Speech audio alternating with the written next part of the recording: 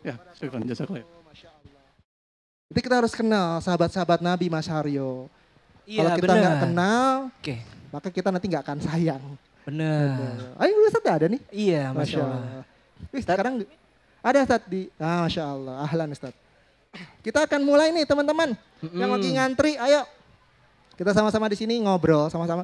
Kita nanti akan taktok sama teman-teman sini juga. Benar, kita interaktif gitu. Nah, bagi sama teman-teman yang dengan mau Ustadz. bertanya nanti dipersilahkan bertanya langsung. Benar, Ya, dengan tidak usah Ustadz. pakai kertas ya. Iya, di akhwat pun juga demikian. Ya, betul. Jika ada pertanyaan bisa nanti. Tim, bisa bantu? Ada mic?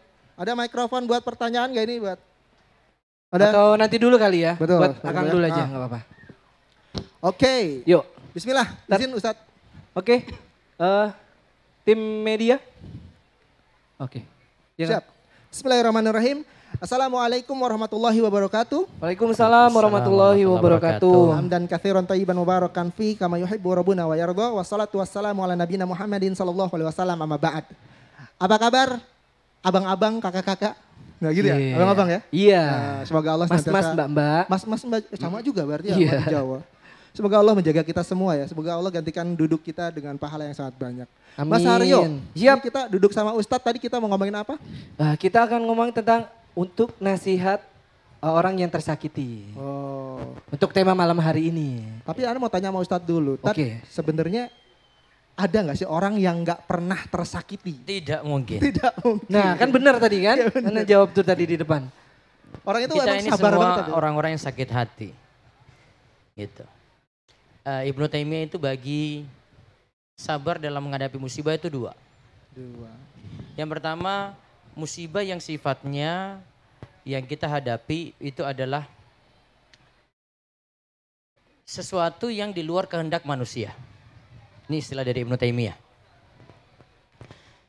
Sesuatu yang di luar kehendak manusia itu ya kita terima saja gitu. Misalnya Mas Femi sakit panas gitu. Itu inginkan panas nggak? Ya, enggak, Ustadz. Enggak, Oke. ya kan? Itu di luar kehendak kita. Kita tidak ada peran apa-apa di situ. Allah uji, kamu panas dulu, ya 1 pekan ini istirahat, rehat. Kemudian ada yang kedua itu kata Ibnu Taimiyah, sabar dalam menghadapi musibah itu dari peran manusia karena ada manusia yang menyakiti kita. Itu bahasa bebasnya ya. Atau ada kehendak manusia di situ. Antara dua ini ada sisi perbedaan. Kalau yang pertama tadi, Mas Femi kalau panas, jelek-jelekin panasnya enggak? Ayo tuh. Biasanya Dasar kamu Iya. panas tiba-tiba datang gitu. orang lagi mau kerja, Dasar demam gitu. Mau tiba-tiba kerja kok. demam. Gak ngomong-ngomong dulu. kesel-kesel ya. Kesel-kesel gitu terus mukul-mukul badannya kayak gitu. Orang maling bilang ini orang agak-agak gimana gitu. Belok. Ada. Tapi kalau misalnya yang kedua musibahnya itu terkait dengan manusia. Mas Aryo ngomong nih, Mas Mi itu kayak gini. Apa ya tindakannya? Ya, apaan lu gitu. Nah, itu kan. Iya. Ada apa di sini berarti? Interaksi. Balas. Balas. Masih bisa balas. Dasar kamu ya, Mas Aryo ya. Iya. Kamu gak mikir-mikir apa? Nah, nanti tergantung kalau Indonesia itu daerahnya macam-macam. gitu. Macam-macam. Nah, nanti Jawa nanti tanggapannya kayak gini. Nanti makin ke timur atau makin ke barat tuh lebih kasar lagi gitu. Tadi kalau saya dengar dari Ustadz Ahmad Rofi itu dia cerita itu kalau orang sana daerah beliau itu marah itu. Medan itu. Ya Medan lah. Itu Medan. Ya, biasanya kan kalau agak kasar itu, di mana matamu gitu. Padahal di sini, padahal di sini katanya. Baru ada di sini. Tapi ada yang lebih kasar lagi itu. Ada Tat. Ada yang lebih kasar lagi. Tapi gak usah saya bedah di sini. Wah yang lebih parah lagi itu. Pokoknya kayak Indonesia itu ada sentralnya itu. Makin ke timur, makin ke barat itu ada aja itu bahasanya berbeda. Dan menunjukkan sikap berlebihan gitu. Yang dia tanggapinya terlalu berlebihan. Nah itulah yang Ibnu Taimiyah bagi. Jadi kalau Ibnu Taimiyah bagi kita itu sabar sebenarnya ada 4 macam. Dan ini setahu saya pembagian ini yang spesifik sekali ini cuma Ibnu Taimiyah. Gitu. Kalau dari penjelasan ulama yang lain tidak serinci ini. Makanya saya tuliskan di buku saya, mana ya buku kecilnya tadi itu ya? Oh ini Sabar di ketika bawah. disegiti. Bahannya, Ustaz. Aduh, lupa saking kecilnya ini. Ini. Ini ringkasan dari buku Syekhul Islam Ibnu Taimiyah, Qaidatun fis Sabri. Kaidah untuk memahami sabar. Sebenarnya mukadimahnya panjang, beberapa poin beliau sebutkan itu. Saya tidak bedah semuanya. Terus kiat-kiat untuk menghadapi sabar nih beliau, kiat-kiat untuk sabar ketika disakiti itu yang beliau konsen atau fokus di situ. Tapi secara umum Ibnu Taimiyah bagi sabar ada 4. Yang pertama, sabar dalam ketaatan sehingga ketaatan itu dilakukan. Yang kedua, sabar dalam menjauhi maksiat sampai maksiat itu ditinggalkan.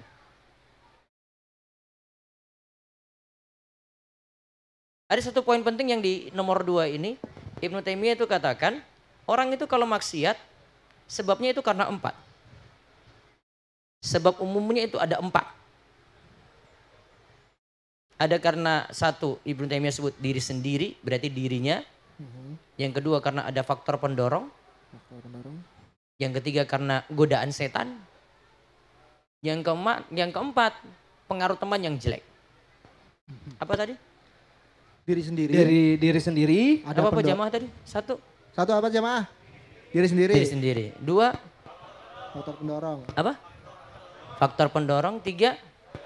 Godaan setan. Godaan setan. 4. Pengaruh teman. Yang buruk. Tepat nggak kalau kita bilang maksiat terjadi itu semuanya karena setan? Tidak, Ustaz. Sehingga mengkambing hitamkan setan itu. Tidak. Nah, enggak tepat. Jadi entah karena diri sendiri, ada hawa nafsu, entah karena faktor pendorong itu misalnya pegang HP sendirian dalam kamar, gelap-gelap, terus buka YouTube, ada tayangan ini, kesempatan nih. Dan biasanya algoritma YouTube itu kan, apa yang ditonton tuh keluar itu terus tuh, kayak gitu terus tuh. Diulang sama YouTube. Betul nggak? Betul. Nah. Nggak tahu sih, Ustaz. Anda nggak punya Iya medsos. lah, itu bukan nggak tahu, itu memang kayak gitulah. Nggak tahu. Iya. Oh, nggak punya sosial media, Ustaz? Iya. Sok-sokan aja itu nanti keluar tuh. Kalau dia biasanya nonton ya bola terus tuh di bawah tuh. Ya. Itu algoritmanya kayak gitu. Terus kalau suka pelajari ilmu apa, nanti seputar itu terus. Ustaz, Afwan, Ustaz. Tadi dari Umat bilang mic-nya kurang nyaring katanya, ditukar aja. Kurang nyaring. Iya. Tes. Atau enggak? Iya. Semoga bisa didengar. Ini jelas ini ya. Ya, alhamdulillah. Mohon maaf. Jelas. Dibilang jelas katanya Ustaz di belakang. Ya, jelas itu Ibu langsung jelas. Coba tadi ulang, maaf. Algoritma. Bukan, faktornya tadi yang 4 itu ya. Saya lagi bahas yang nomor 1 tadi diri sendiri, yang kedua faktor pendorong. Misalnya dalam keadaan sendirian, ya sepi, tidak ada orang itu. Itu ada faktor pendorongnya di situ. Atau faktor pendorong juga karena kebiasaan, suatu berulang terus. Mau bilang itu di luar Ramadan, di bulan Ramadan sama saja bisa. Padahal kalau di bulan Ramadan itu setan dibelenggu, setan itu diikat, iya kan? Terus yang ketiga apa? Godaan setan. Godaan setan. Terus yang keempat? Pengaruh teman. Pengaruh teman itu. Yang buruk maksudnya, garis bawah yang buruk, pengaruh teman yang buruk. Iya. Kalau kita bahas maksiat berarti temannya ini. Apalagi sama-sama dengan teman yang rusak. Nggak akan ada yang ini kritik itu. Coba aja kalau kita lagi nongkrong gini, ada di Muslim Five sini ya. Iya. Sudah waktu sholat asar, ayo keluar dari sini, semuanya pergi sana itu kan. Nah, ada ingatkan tuh. Tapi coba kalau sama teman yang sama-sama nggak sholat. Asik aja. Asik aja. Azan Sudah deh, kamu gas soalim terus. aja ya. Baru aja, dengar ntar azan aja. sekali aja sudah kayak gitu, soalim. Sudah lah, lanjut. Iya kan? Iya benar, Ustaz. Nah, pengaruh teman. 4 ini aja, semua turunannya itu dari 4 ini. Itu kalimat dalam banget dari Ibnu Taimiyah. Terus yang ketiga, itu yang tadi sabar dalam menghadapi musibah di luar ya kehendak manusia. Tadi kayak hadapi penyakit, badan demam, badan panas. Terus yang keempat, sabar dalam menghadapi gangguan manusia atau bahasa kita sabar ketika disakiti. Dan Ibnu Taimiyah berikan catatan dalam buku ini. Sabar dalam yang keempat tadi itu lebih berat daripada yang ketiga.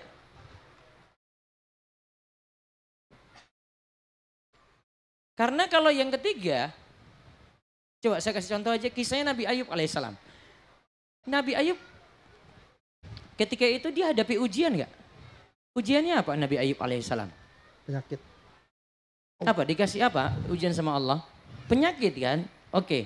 Nabi Ayub dengan ujian segitu itu masuk Nabi Ulul Azmi nggak? Siapa Nabi Ulul Azmi? Nuh. Ibrahim. Musa. Isa. Nabi kita Muhammad sallallahu alaihi wasallam. Oke. Nabi Ayub kenapa nggak masuk dalam sini? Karena dia hadapi sejatinya yang dihadapi itu adalah penyakit. Bukan dari serangan umat, bukan dari serangan orang. Beda dengan coba Nabi kita Muhammad SAW itu. Dari kafir Quraisy, dari keluarga-keluarganya sendiri. Ya. Berat yang beliau hadapi. Sama dengan Nabi Nuh, Nabi Ibrahim, Nabi Musa, Nabi Isa. Makanya Nabi Ulul Azmi disebut Ulul Azmi karena cobaannya lebih berat. Dibandingkan Nabi Ayub tadi. Ya. Karena yang dia hadapi itu komentar orang. Hadapi gangguan orang. Itu lebih berat. Sehingga Ibnu Taimiyah simpulkan, dari sini saya dapat kita pahami kalau sabar dalam menghadapi bentuk sakit hati dari orang lain. Orang yang menyakiti kita itu lebih berat.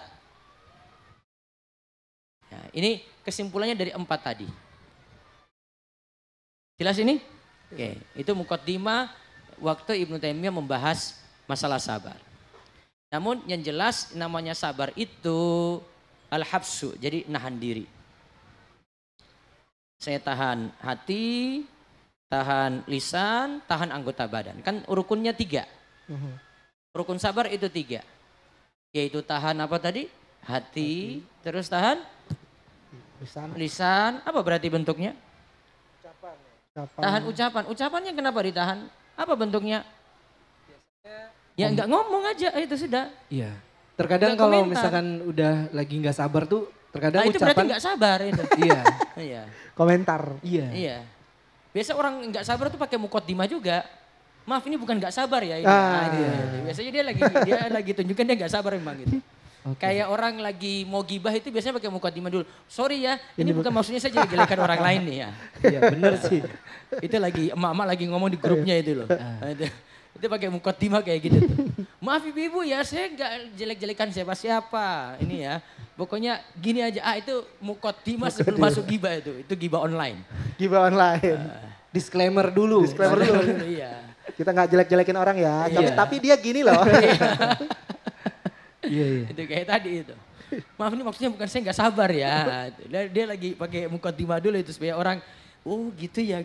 Padahal dia lagi siap mengungkap tuh dengan lisannya. Terus satu lagi dengan anggota badan. Maka ada istilah misalnya kalau orang meninggal dunia itu tidak boleh niyaha. Yaitu meratapi dengan anggota badannya. Dia teriak-teriak. Kemudian ada aksinya dengan tangannya. Lemparkan sesuatu. Ya. Pukul-pukul terus sendiri. ada pukul-pukul badannya. Ada gelas dipecahin. Terus nanti ujungnya, maaf.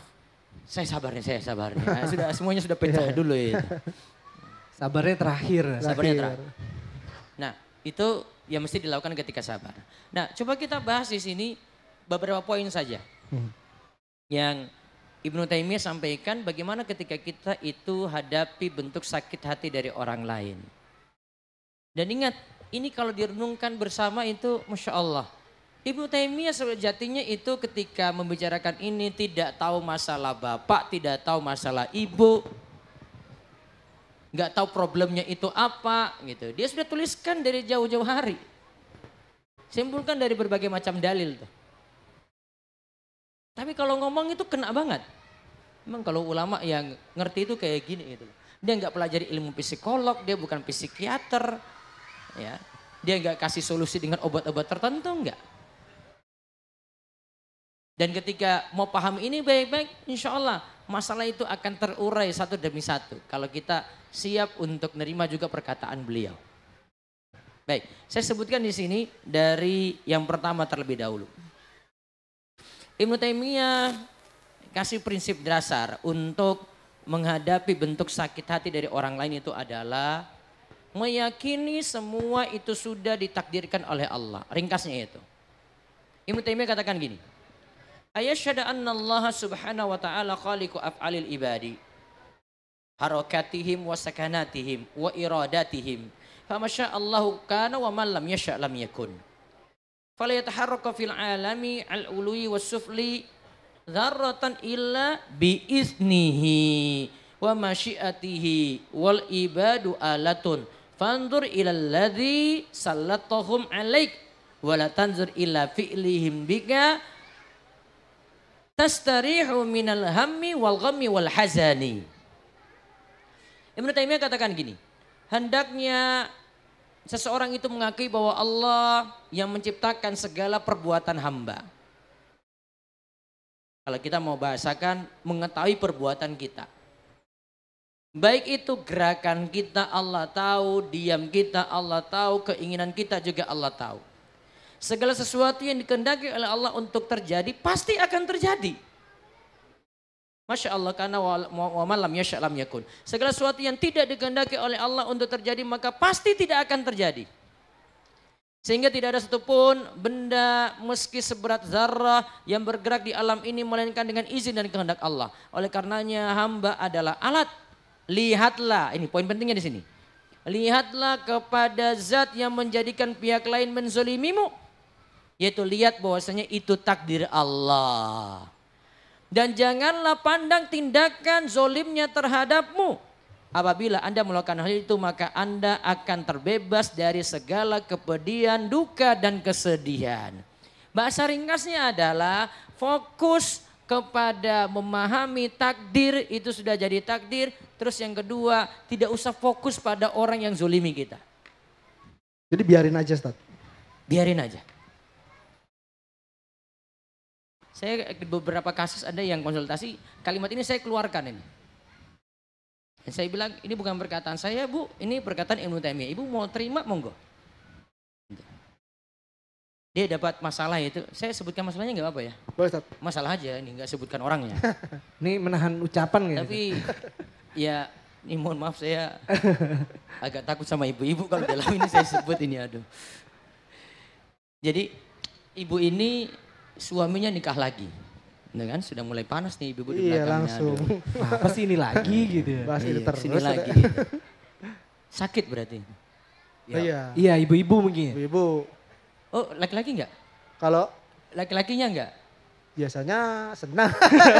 Enggak juga, pusing lah. Iya. Pusing karena istrinya. Iya benar. Jadi ketika ini yang curhat ke saya itu istri yang kedua. Maaf, istri pertama. Istri pertama. Dia cerita, Ustadz suami saya nikah lagi. Aduh. Saya bilang aduh itu karena sudah saking seringnya saya dapat konsultasi kayak gitu. Ya, itu konsultasi kalau saya bilang kalau dengan saya ranking 2 lah. Kalau ranking satunya selingkuh. Ranking satunya. Lebih banyak selingkuh Ustaz. Ya gimana lagi ya. Subhanallah. Ada yang berat-berat memang. Kalau itu saya butuh fokus lagi kalau sudah sampai tingkatin. Tapi kalau yang ini saya mulai nanya dulu. Oh nikah lagi Bu? Ya dia sudah cerita panjang. Terus maaf Bu saya cuma nanya dulu sebentar. Dia sudah cerita ya. Suami dari sisi finansial gimana Bu? Alhamdulillah Ustadz aman-aman saja. Alhamdulillah Bu. Oke. Saya sudah temukan jawaban. Berarti lanjut aja Bu. Oh. Apa lanjut apa? Lanjut dibiarkan untuk menikah lagi. Berani dia ngomong Iya ini. berani. Padahal lagi live ini. Enggak, Lagi live. delay. Oh live Ini delay. sampai Bandung loh ini ada Rumeso TV ini loh ya. Nanti saya kasih linknya ya nanti biar dia tonton sama istrinya. Jadi saya mikirnya yang pertama finansial dulu. Oke. Finansial aman Bu? Aman. Sudah Bu biarkan saja. Terus gimana Ustadz? Dia gelisahnya itu karena ada perempuan lain gitu. Ibu fokus pada diri ibu saja, nggak usah mikir suami yang nikah lagi. Kalau ibu fokus pada diri ibu, ibu akan ada me time, ibu ada ibadah khusus di situ. Ibu habiskan waktu untuk diri ibu. Oh sesimpel itu Ustadz ya? Iya Bu. Stresnya 2 tahun. Hah? Baru curhat belakangan ini. Masya Allah. Terus saya cuma ngomong kayak gitu aja. Oh sesimpel itu? Iya Bu. Ibu fokusnya pada diri ibu. Kalau ibu jadi istri yang baik, itu punya masalah dengan istri kedua tuh, insya Allah balik lagi. Tapi kalau ibu terus nyerang sana, terus itu, dan ibu banyak mikir suami, ibu capek, pikiran ibu stres di situ. Balik ke perkataan Ibnu Taimiyah tadi. Ibnu Taimiyah tadi bilang apa? Fokus kepada memahami takdir. Ingat itu takdir Allah. Terus yang kedua apa? Gak usah. Tidak usah mikir orang yang menzulimi. Mikir apa? Kita saja. Gak usah capek mikir dia. Itu masuk ya? Itu masuk ya? Oke. Masuk ya? Benar. Ustaz. Oke. Benar, semoga semua ibu-ibu baca kitabnya Ibnu Taimiyah tadi Iya. ya. Iya. Harapan Tapi Anda Ibu itu ya. Taimiyah nggak ada yang kasus tadi, nggak ada. Oh, nggak Ini ada. kasus saya ya, maksudnya yang nggak saya hadapi gitu. Tapi satu masalah itu solusinya. Oke. Sampai istri kedua ini sering jelek-jelekan istri pertama. Bu, cuekin saja Bu. Kan nanti suami ibu tahu juga. Iya benar. Kalau tahu juga dia tahu mana istri yang baik, mana istri yang enggak. Itu bisa ditinggalin juga. Terus saya tanya dia lagi. Ibu istri resmi kan? Iya. Istri kedua resmi enggak? Enggak Ustadz. Oh berarti ibu dulu enggak tanda tangan itu surat persetujuan nikah lagi? Enggak lah saya enggak mau. Oke Bu, ibu menang. Wah gitu Ustadz, sesimpel itu. Iya. Masya Allah Ustadz, saya senang sekali Ustadz. Alhamdulillah. 2 tahun itu. 2 tahun. 2 tahun menahan itu ya. Ibu sudah senyum-senyum itu. Senyum-senyum. Udah Aman, senyum. berarti Aman. jangan tanda tangan. Ah, itu urusan lain. Oh, ya. Itu rumah tangga orang, saya nggak mau ikut-campur. Saya lagi selesaikan, dia yang lagi stres. 2 tahun itu Karena lama juga. Ibnu Taimiyah bilang fokus pada dirimu saja, mikir takdir, sudah nggak usah mikir itu. Jelas ini satu, ini poin satu paham ya? Oke, kita lanjut ke poin kedua. Masih kelanjutan dari yang pertama tadi. Ibnu Taimiyah lagi jelaskan kalimat ringkasnya dulu ya. Ingat musibah disakiti orang lain itu bisa jadi karena dosa kita. Tadi sudah jadi takdir, fokus lagi ingat itu dosa kita. Secara lebih lengkap, saya langsung bacakan artinya. Ini teks Arabnya agak panjang di poin kedua ini. Beliau katakan gini. Soalnya kan yang sudah taanu kan. Kang, Mas Oli yang berdiri-berdiri. Hendaknya- Apa Ustaz? Mas. Ini ada yang berdiri-berdiri mungkin Oh, bisa iya, boleh di masuk. sini. Iya, Iya, bisa masih bisa dikasih kok. tempat dulu. Banyak Boleh, nih boleh. Ustaz. Apa nih Boleh Ustaz? agak merapat lagi Ayo, Bapak-bapak. ayo sini. Ayo. Nih dikasih Biar tempat kita dong sama-sama sini. belajar. Ayo, Ustaz Iya, ini berdiri-berdiri. kosong nih. Maju lagi Pak, enggak apa-apa. Iya, Maju, ayo maju sini. lagi yuk. Ayo semuanya bisa Buat di sini. umahatnya juga ya, mungkin Iya. bisa dikasih space terus panitia bisa dikasih tahu ada space kosong di dalam ya. Ibu-ibu kayaknya sengaja biar lihat langsung ini Ih, ibu Masya di Allah. situ. Iya, silakan Mas-mas semuanya bisa ke sini. Baik, saya bacakan dulu ya. Iya, boleh, Hendaknya Ustaz. seorang mengakui segala dosa yang telah diperbuat dan mengakui bahwasanya tatkala Allah menjadikan pihak lain menzulimi dirinya, maka itu semua dikarenakan dosa-dosa yang telah ia perbuat.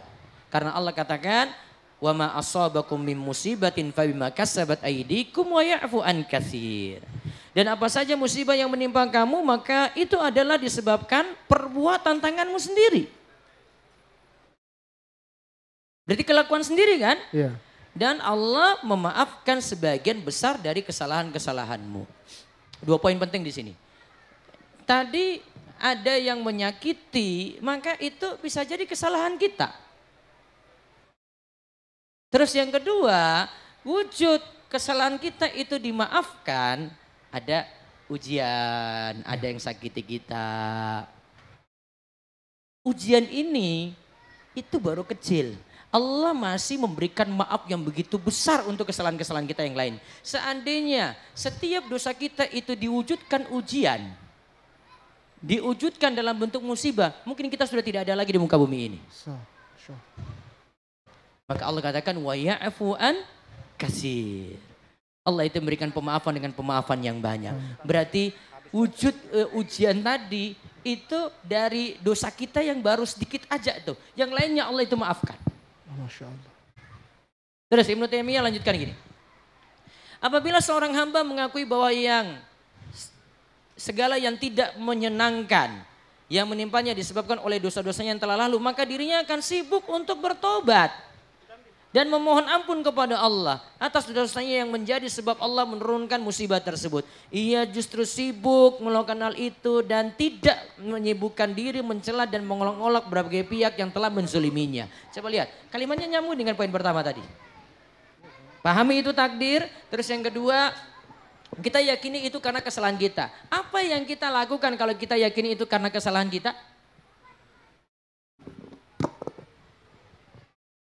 Tes. Ini ibu-ibu jelas ini?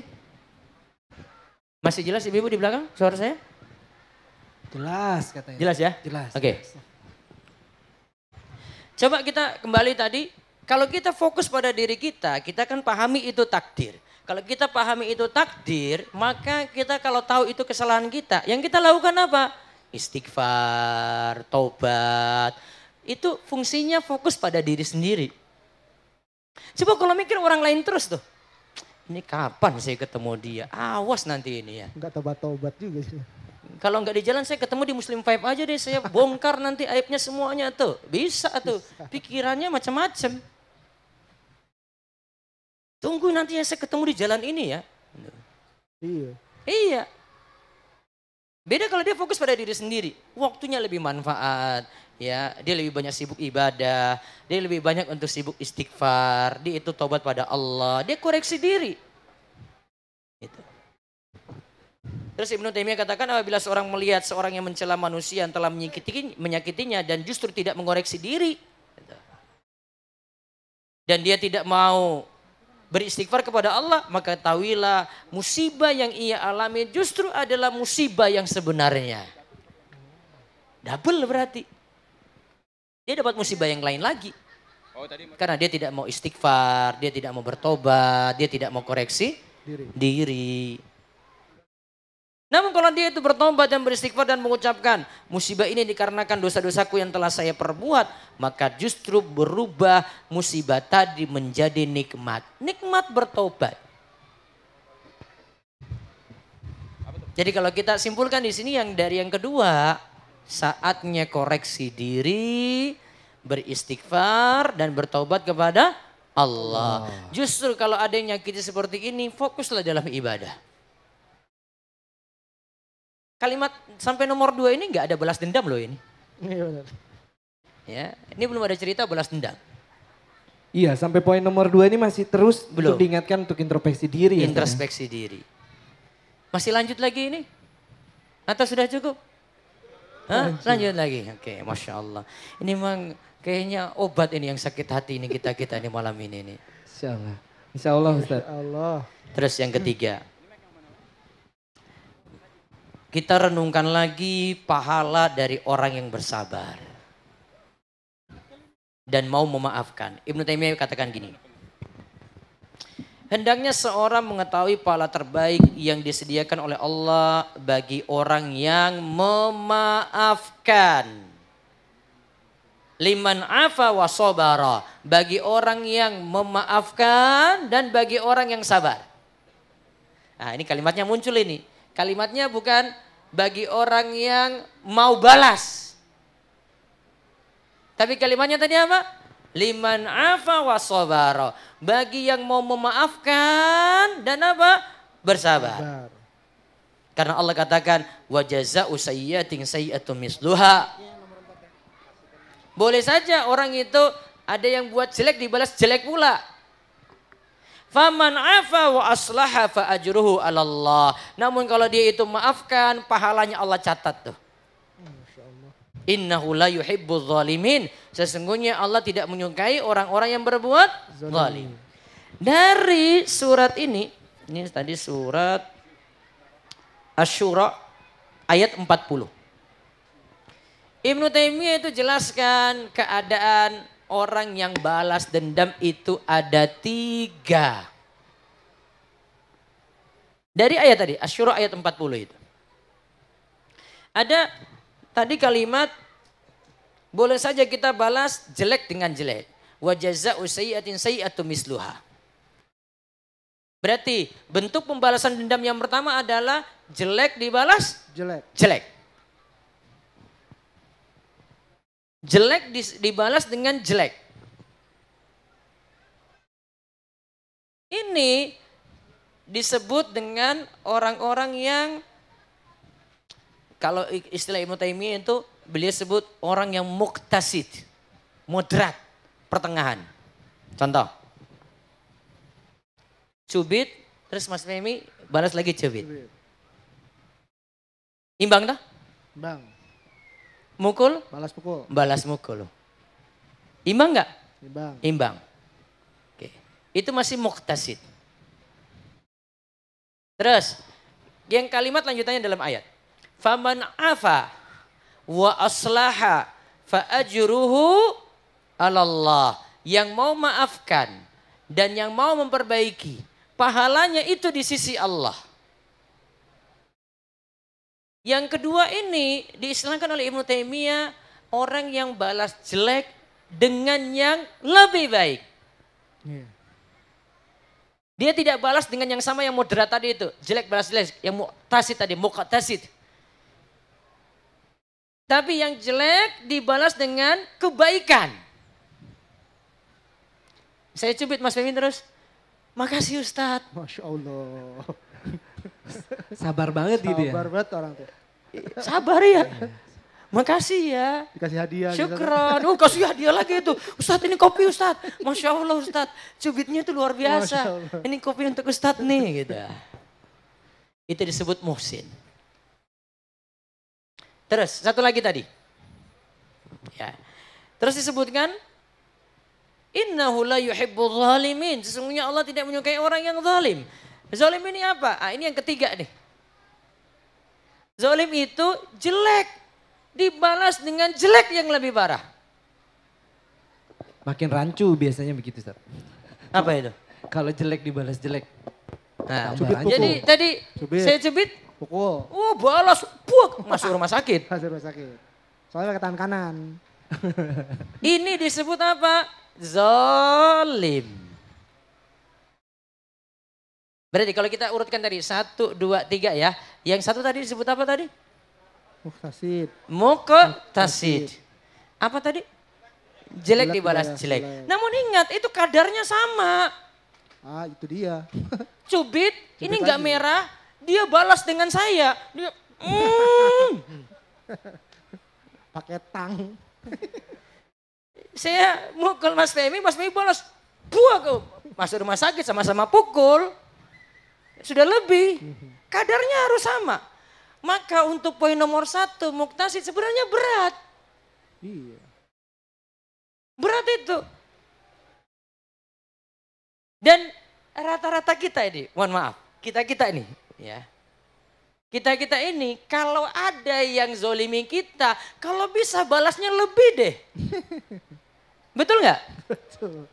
Satu orang yang jotos kita, yang mukul nih, kalau bisa satu kampung turun. Subhanallah.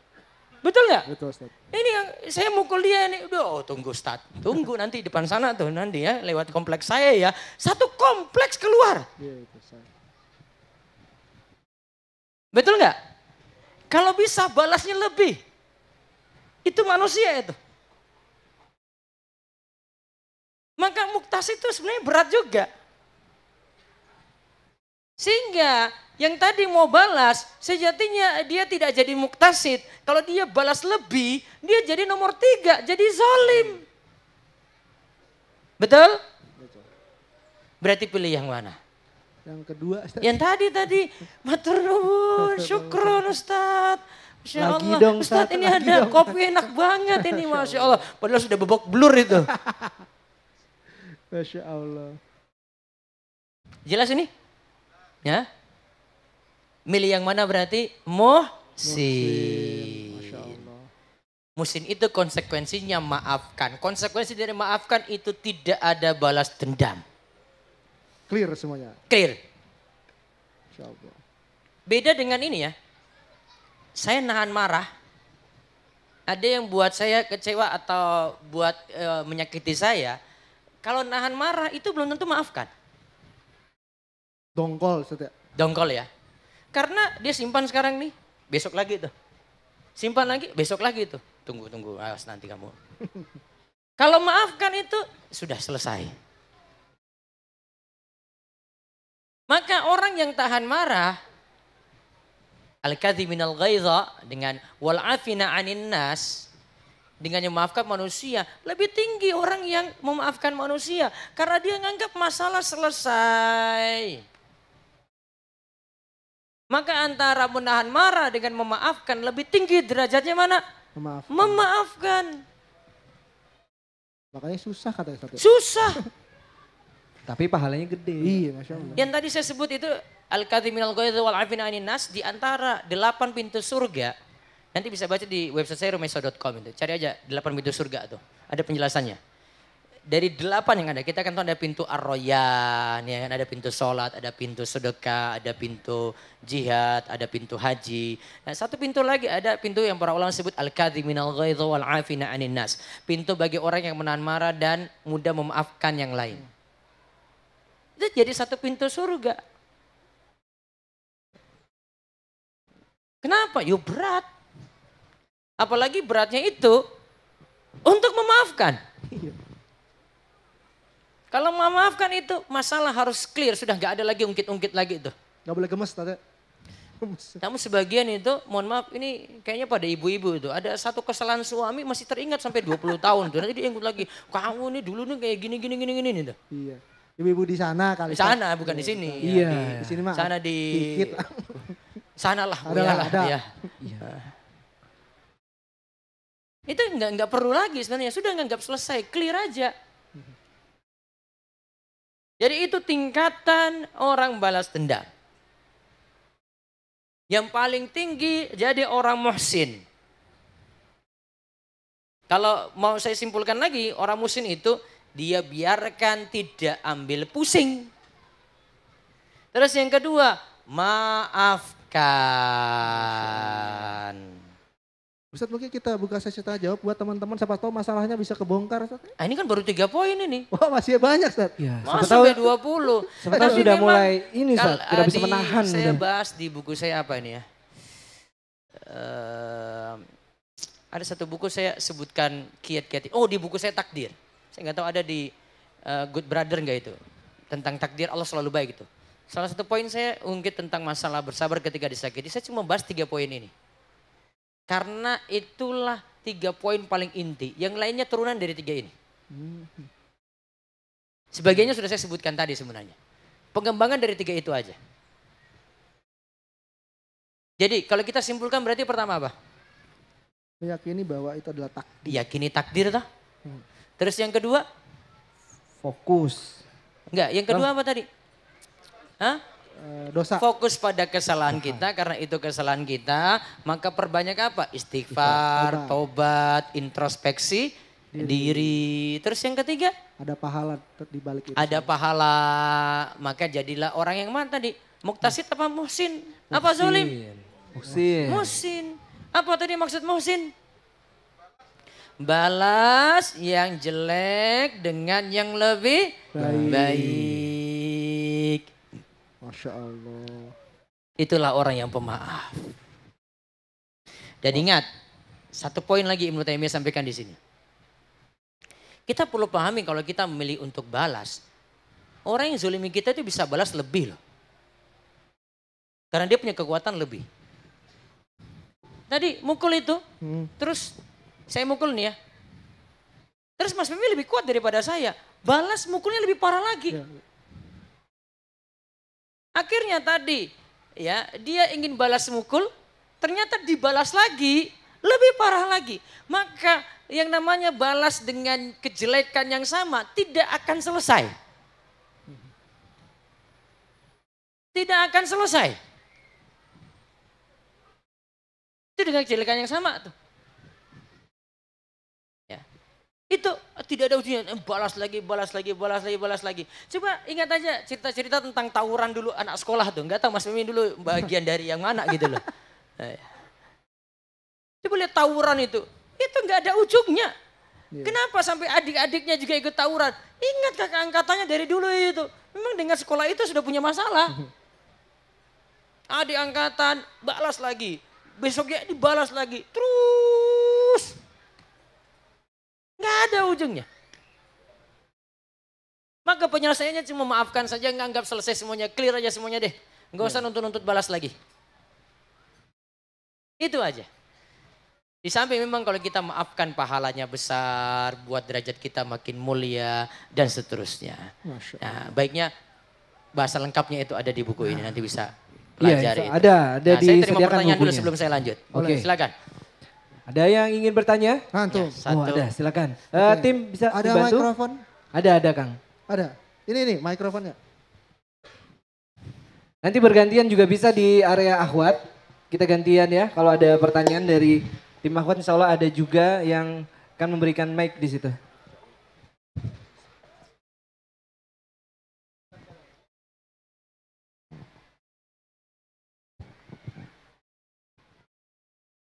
Silakan sebutkan nama dan dari mana. Assalamualaikum warahmatullahi wabarakatuh. Waalaikumsalam warahmatullahi wabarakatuh.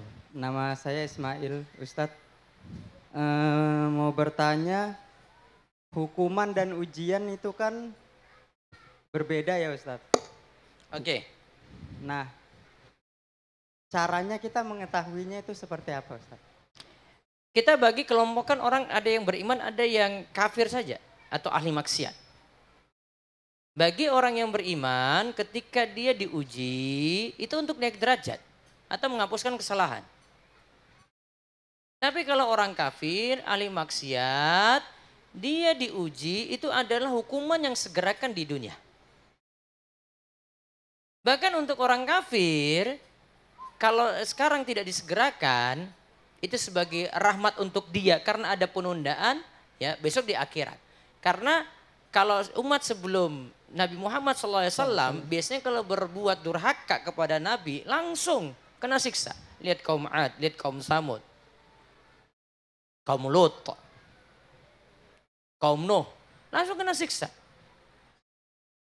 Tapi orang kafir saat ini mau dia buat kurang ajar bagaimana? Belum tuh diturunkan azab langsung. Mungkin 1-2 saja kasus. Kenapa? Para ulama katakan, sebagian ulama tafsirkan Islam itu rahmatan lil alamin, maksudnya itu.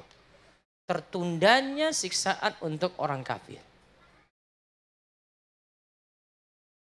Tapi Ustadz, yang Ustadz jelaskan tadi kan pas ada juga kesalahan-kesalahan hukuman yang Allah berikan karena kesalahan kita yang lalu. Nah kadang kita masih berpikir ini kesalahanku yang lalu kah atau ini ujian. Itu pikiran-pikiran yang seperti itu. Enggak usah fokus ke situ. Iya, capek makanya, pikirannya. Jadi mikir dosa saya yang mana ya? Ya iya, memang kita banyak dosa. Kiat-kiatnya biar kita enggak mikirin ke situ itu Bertobat gimana, dengan tobat yang umum.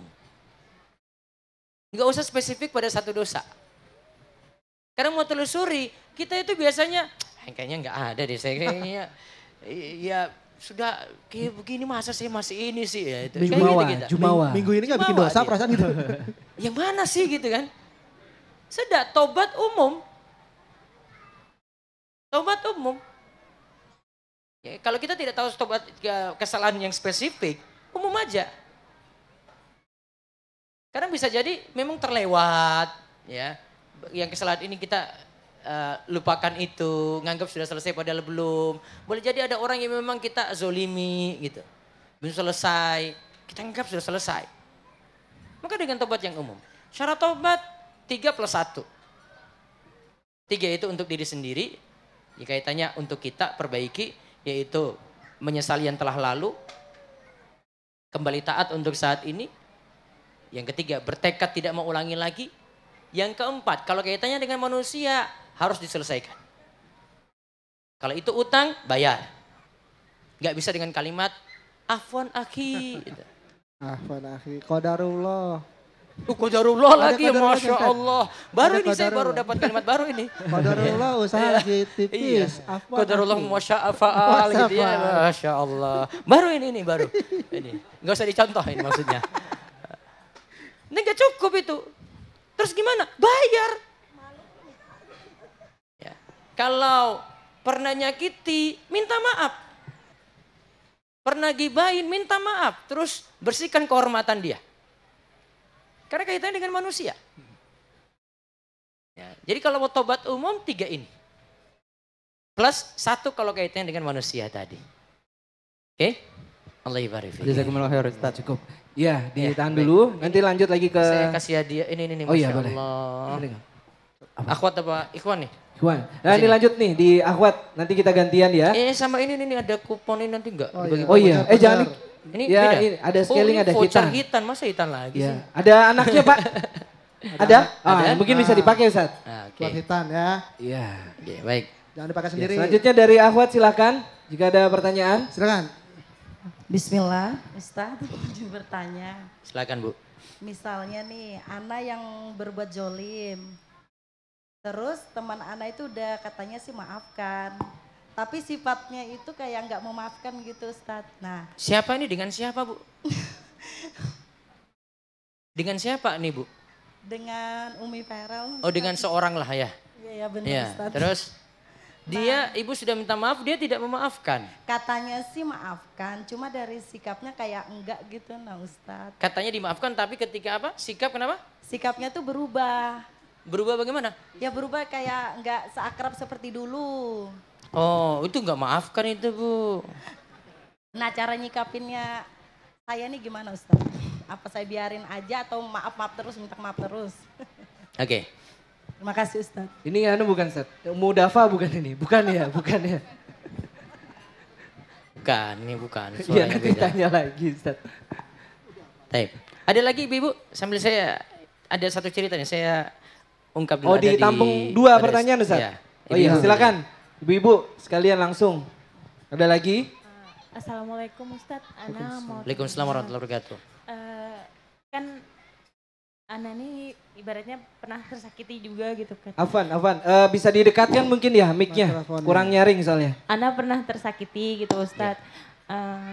Ana sama mantan suami udah pisah kan. Oke.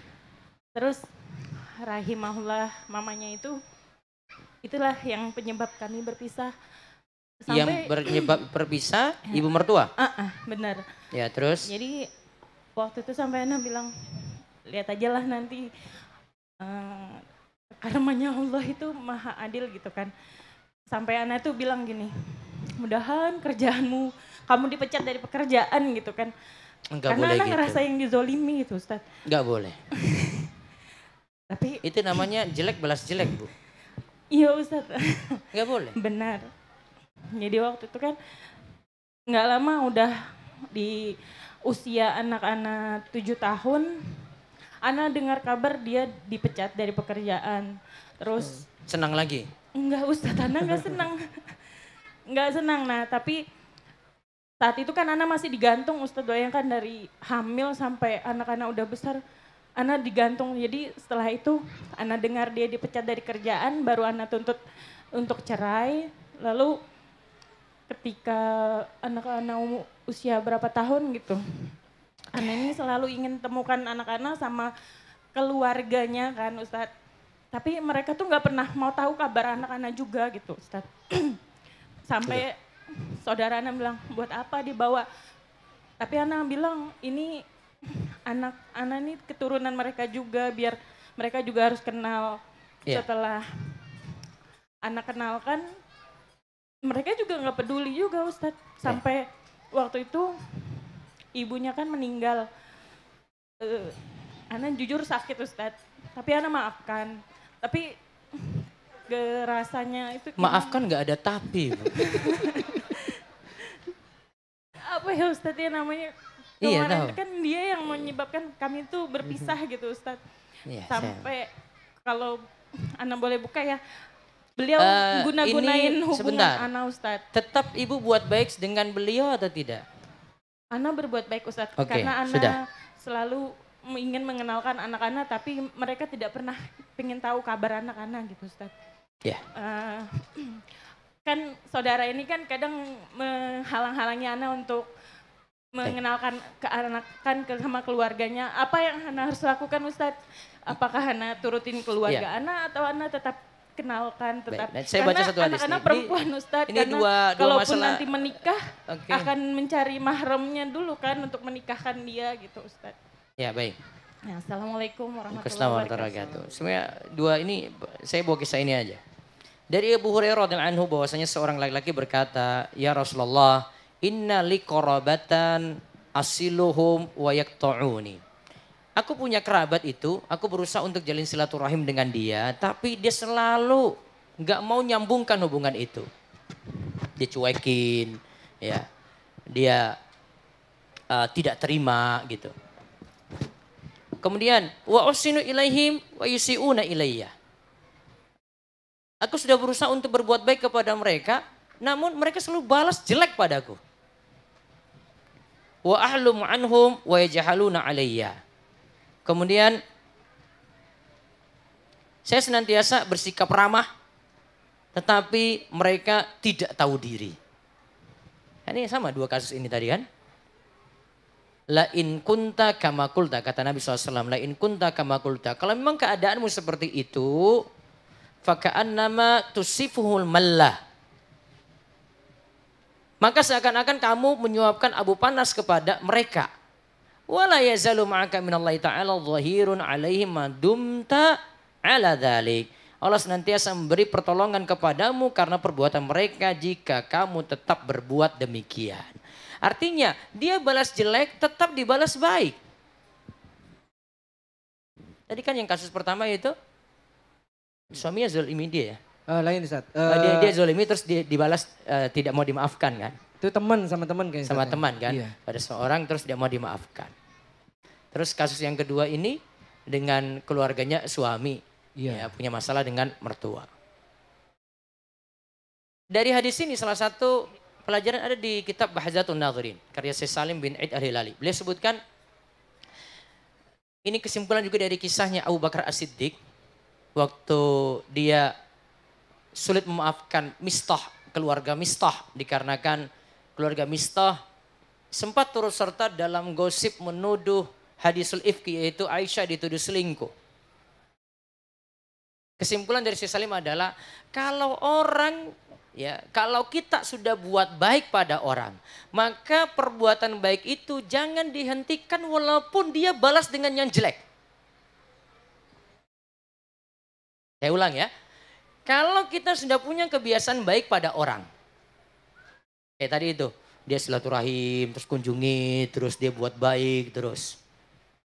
Tapi dibalas jelek, jangan perbuatan baik itu diputus gara-gara itu. Maka Abu Bakar As-Siddiq kan ditegur itu. Ditegur kenapa? Keluarga Mistah itu dia nafkahi. Nafkah rutin. Kenapa nafkah rutin? Masih kerabat. Namun dikarenakan hadisul ifki, tuduhan yang tidak benar bahwasanya Aisyah itu selingkuh, walaupun sudah dikonter dengan surat An-Nur ayat 11 sampai 20. Ya. Di situ juga di dalam An-Nur ayat 22 juga diperintahkan untuk maafkan saja wahai Abu Bakar. Ya. Wal ya'fu wal yasfahu. Wahai Abu Bakar, maafkanlah dan bersikaplah lapang dada. Sebenarnya ayat ini umum tapi ditujukan pada Abu Bakar sejatinya. Ala tuhibbuna ayyakfirallahu lakum. Tidakkah engkau ingin ya Allah itu mengampuni kesalahan-kesalahanmu? Maka Abu Bakar ditegur, kamu sudah biasa memberikan nafkah kepada keluarga Mistah, kenapa diputus cuma karena kasus hadisul ifki? Walaupun itu sifatnya manusiawi. Sifatnya manusiawi itu, siapapun kalau di posisinya Abu Bakar, apalagi kita ini, oh jelas nggak terima. Wes, sudah diboikot aja, diputus aja. Wajar yang disikapi Abu Bakar tadi, tapi Allah tegur. Sudah maafkanlah, kamu mau dapat pengampunan dosa enggak? Artinya kalau kamu tidak maafkan, ya luput dari pengampunan ini. Jadi dua masalah ini tadi, sudahlah anggap clear saja. Gak usah juga, saya akan tuntut nanti di akhirat. Sudahlah, di akhirat juga kita belum tentu selamat. Kenapa mau tuntut-tuntut di akhirat? Nganggap di dunia ini selesai saja. Hati memang berat, saya tahu butuh proses. Ustaz, tidak terima, tahu. Tapi Abu Bakar ketika dapat teguran tadi, langsung seketika, baik saya akan lanjut beri nafkah pada keluarga Mistah. Nafkah lanjut terus. Ya, nafkah lanjut terus. Itu yang dilakukan oleh Abu Bakar. Dia balas lagi itu. Yang tadi perlakuan jelek loh, itu perlakuan jelek kan. Memfitnah putrinya. Balas dengan perbuatan apa? Baik. Orang apa tadi diistilahkan? Muhsin. Dia lebih milih itu. Dapat pengampunan. Pengampunan ini yang lebih kita harapkan daripada nuntut terus. Dan tadi yang problem pertama, sudahlah maafkanlah saja. Sudah kalau orang itu tidak memaafkan, urusan dia dengan Allah. Maka tadi kan dalam hadis sebutkan, sudah buat baik aja. Nah, kalau dibalas jelek gimana? Urusan dia dengan Allah. Saat itu dia tidak mau maafkan saya. Yang penting kita sudah berusaha minta maaf. Bahkan mungkin kita sudah turuti apa yang dia minta. Sudah lakukan. Tetap belum bisa dimaafkan juga. Sudah urusan dia dengan Allah. Sudah selesai. Yang penting kita sudah selaku manusia. Kita berusaha minta maaf di dunia ini. Ya. Tapi nanti mungkin cari cara-cara lain lagi. Oh dia mungkin dikasih hadiah dulu. Ditemui dulu. Oh ternyata tidak cukup lewat WhatsApp. Oh ternyata tidak cukup lewat telepon, datangi berarti. Gitu. Nah, tapi tadi ada poin terakhir dari pertanyaan kedua, Ustaz. Ya. Kan anaknya perempuan nih, yang nanti ketika menikah harus mencari mahram untuk menjadi wali. Itu bagaimana jika memang keluarga si laki-laki tetap menolak, Ustaz? Apakah boleh pakai wali hakim, Ustaz? Yang tadi apa? Anak kedua, kan tadi anaknya perempuan. Sedangkan dari pihak mantan suami itu tidak mau mengenal si anak perempuan ini. Oke. Itu bagaimana ketika si anak perempuan ini dewasa dan akan menikah, apakah walinya boleh? Berarti masalah di wali nikah. Nah, Oke, wali nikah ada urutan nanti. Nanti langsung urusan ini ke kantor urusan agama. nah. Insya Allah akan diberi solusi jika memang dari pihak yang seharusnya jadi walinya tidak ada yang mau jadi wali, KUA nanti ujungnya wali hakim. Nah, Masya Allah. Lanjut Mas. Ya, satu pertanyaan terakhir. Karena kita insya Allah. Tunggu dulu ada nih. Oh ada. Bagaimana cara merilis rasa sakit hati terhadap suami yang zolim terhadap anak dan istri. Suami sangat pelit dan perhitungan terhadap anak istri. Tapi dengan orang lain royalnya luar biasa. Suami juga tidak peduli saat anak istri sakit. Sampai opnam pun tidak peduli. Mau menuntut pisah tapi anak ada 6. Dan istri tidak punya penghasilan. Lanjut Bu dengan suami Bu. Berat. Kenapa? Kenapa lanjut? Jangan peduli orang lain. Ujung-ujungnya dia bilang gak punya penghasilan. Saya bilang 2 mudorot nanti.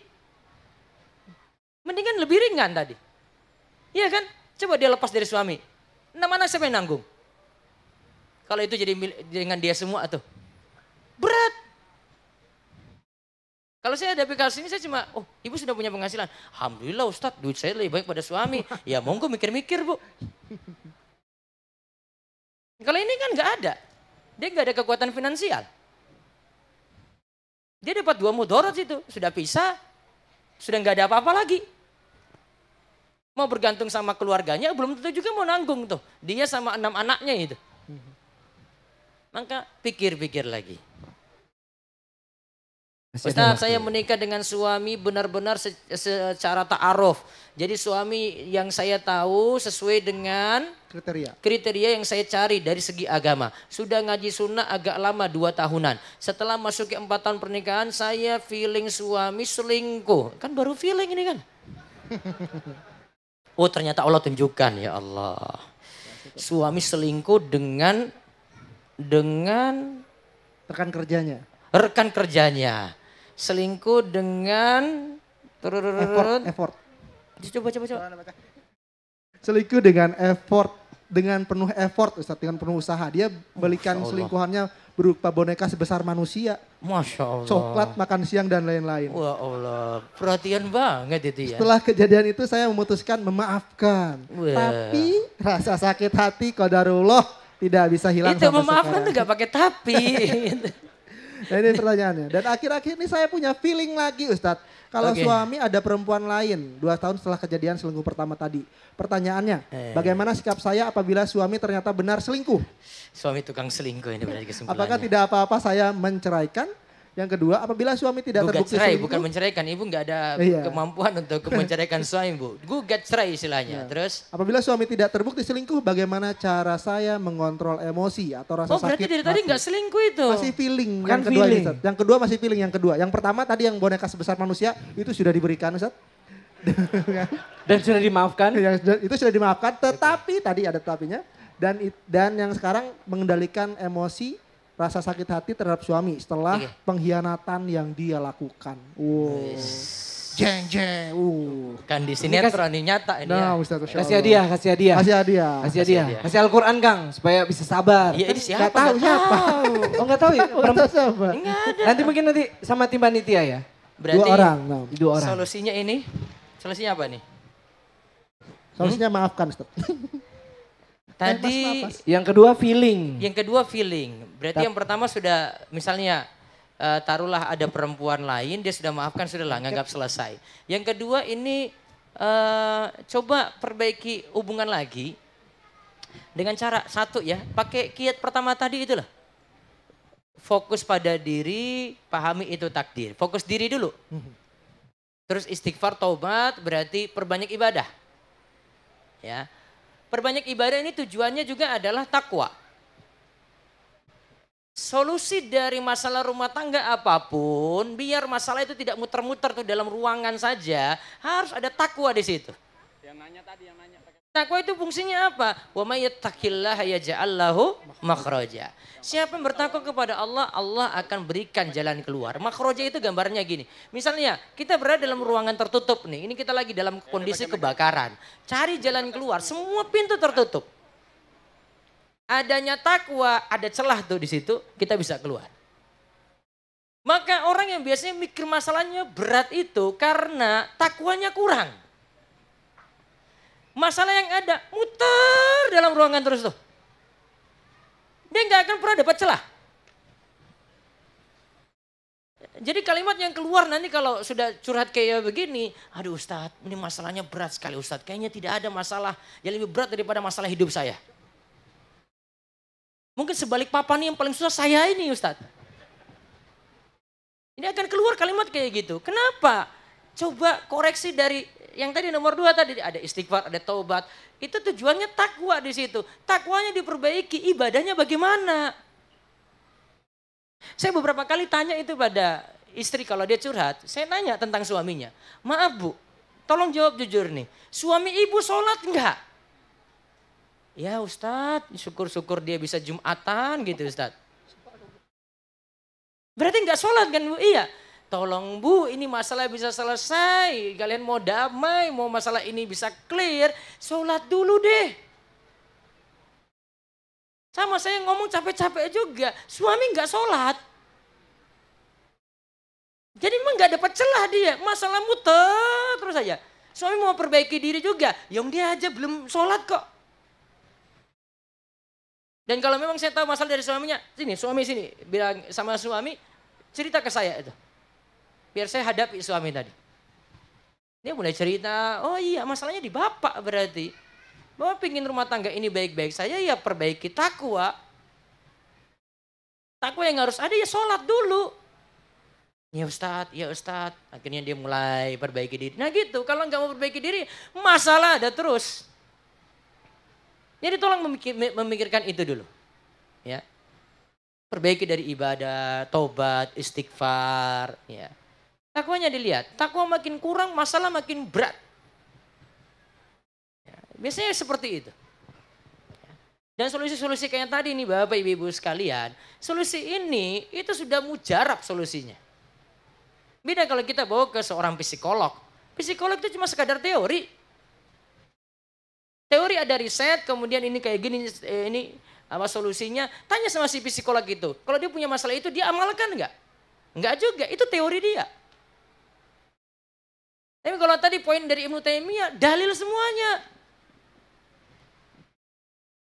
Itu berdasarkan dalil itu. Enak, kita terima itu enak banget dia itu. saya ternyata masalahnya ini ya, ini solusinya nih ya. Padahal Ibnu Taimiyah nggak tahu masalah kita. Nggak pernah ketemu dengan kita. Nggak pernah ketemu dengan orang Balikpapan nih. Yang kita ini punya masalah semuanya. Tapi kalau ngomong itu, oh iya ya. Itu tadi 2 poin tuh kena, 3 poin kena banget kan?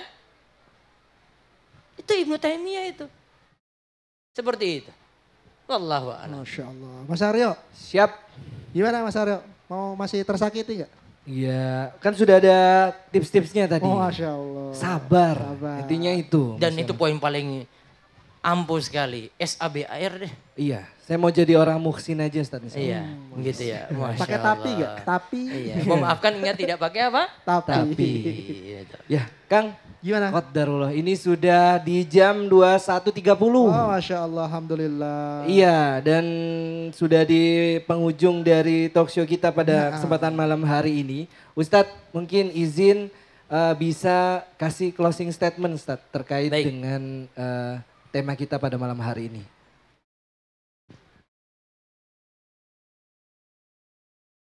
Saya closingnya pakai perkataan Ibnu Taimiyah aja lagi. Boleh Ustadz. Daripada kalau di Balikpapan nih senangnya pantun ya. Iya, bisa juga. Senangnya pantun. Saya nggak pandai pantun, sudah baca ini aja deh. Oh iya. Dan ini lebih kena nantinya itu. Ibnu Taimiyah katakan gini. Anna hadhil mazlamah allati qad zulimaha hiya sababun imma litakfiri sayyi'atin aw raf'i darajatin. Fa idzan taqama wa lam yasbir lam takun mukaffiratan li sayyi'atihi wa la rafi'atan li darajatihi. Sesungguhnya kezoliman yang diderita akan menjadi sebab penghapusan dosa. Atau akan meninggikan derajat. Oleh karena itu, kalau kita memilih balas dendam, keutamaan tadi tidak kita peroleh. Apa keutamaan tadi? Yaitu dihapusnya dosa, ditinggikannya derajat. Kalau kita itu milih balas, tidak bersabar, maka tidak ada penghapusan dosa dan tidak pula pengangkatan derajat. Maka kalau kita mau solusi untuk problem-problem kita, sudahlah. Kalau ini ada problem dengan orang lain, ada yang sakiti kita, berusaha maafkan. Dapat penghapusan dosa, ditinggikan derajat. Enggak maafkan, luput dari 2 keutamaan ini. Kembali tadi seperti kisahnya Abu Bakar tadi yang saya sebut. Maka punya keutamaan yang besar seperti itu. Mudah-mudahan dengan kita maafkan orang lain, Allah juga memaafkan kesalahan-kesalahan kita yang ada. Semoga Allah beri taufik pada kita semuanya. Amin, Masya Allah. Mas Aryo, kita ada hadiah masih mau dibagikan? Oh, mungkin nanti buat nanti aja kali Kang ya. Oke, boleh. Iya, karena ini waktunya sudah menunjukkan pukul 21.30. Iya, 6. Nah ini masih ada kesempatan mungkin buat teman-teman nanti mungkin bisa putar-putar lagi. Oke. Karena kita kan close di jam 10. Oke, malam, Masya gitu. Allah. Kita tutup? Iya. Mau Oke. pantun? Oh enggak? Nggak bisa. Mas Aryo izin ya. Iya. Teman-teman, bapak-bapak, ibu-ibu, abang-abang, teteh-teteh, oh teteh bukan, kakak-kakak, Iya. mbak-mbak, saya Femi Abu Muhammad dan Mas Haryo, Haryo, iya. mohon izin dan mohon maaf jika ada kesalahan di sepanjang talk show kita, kami Iya. mohon maaf dan jika ingin menasihati silakan menasihati Mas Haryo via DM Muslim Pipes karena beliau tidak punya sosial media. Iya. Jadi kami sangat butuh nasihat dari antum semua ya. Kang, sebelum ditutup mungkin kita mau ucapkan terima kasih dulu. Oh iya. Ya, terima kasih untuk para sponsor yang Benar. sudah mendukung kegiatan kita di Muslim Pipes 2.0 beri kesan Betul. baik. Terima kasih kepada Kanas Kitchen, Risalah Haromain Tour and Travel, Borneo Placer. dan Miss Blue Car Wash. Ya, terima kasih atas supportnya yang sudah diberikan kepada Muslim Vibes. Semoga Dan- Allah ganti dengan pahala yang sangat Iya, banyak dan ya. insya Allah Ustadz ini hari terakhirnya Ustadz ya di Balikpapan. Gimana Ustadz? Extend. Extend ya? Gimana? Extend ya? Tes. Tiket sudah terpesan jadi saya harus pulang ini. Aduh. Qadarullah ya. Semoga nanti bisa Tapi main-main Masya Allah lagi. Ustadz. Balikpapan nih luar biasa. Nah, Masya Allah.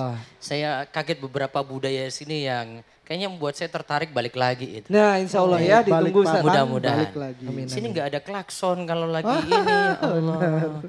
Saya bilang ini kota apa kayak begini itu gak ada seru-serunya sama sekali. Dicabut, Coba Ustaz. kalau ada, ini kan bisa balas gitu, bisa Iya. balas marah kan. Ini siapa itu kan bisa. Ternyata mereka sudah jadi orang-orang musin semuanya. Ini, Masya Allah.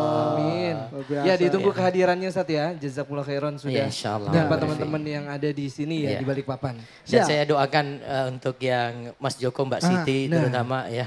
Mudah-mudahan cepat sadar dan Allah segera mempertemukan jodohnya insya Allah. Amin, Allah. Saya doakan Amin. mereka karena mereka memang orang-orang yang butuh perhatian Oh, khusus. Masya Allah. Iya.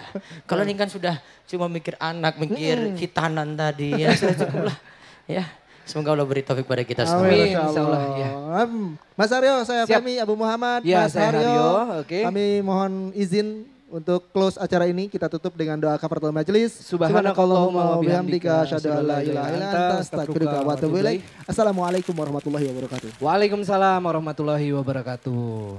Dan kami informasikan juga ini event Muslim Vibes ini masih ada sampai hari Ahad Kang. Betul. Jadi insya Allah di hari besok sampai di hari Ahad masih ada kegiatan-kegiatan lainnya yang insya Allah juga Sahih, bermanfaat. betul. Kita ada lomba manah besok ya? Ya lomba mewarnai Kang. Ada lomba mewarnai, kemudian ada workshop menyulam untuk akhwat.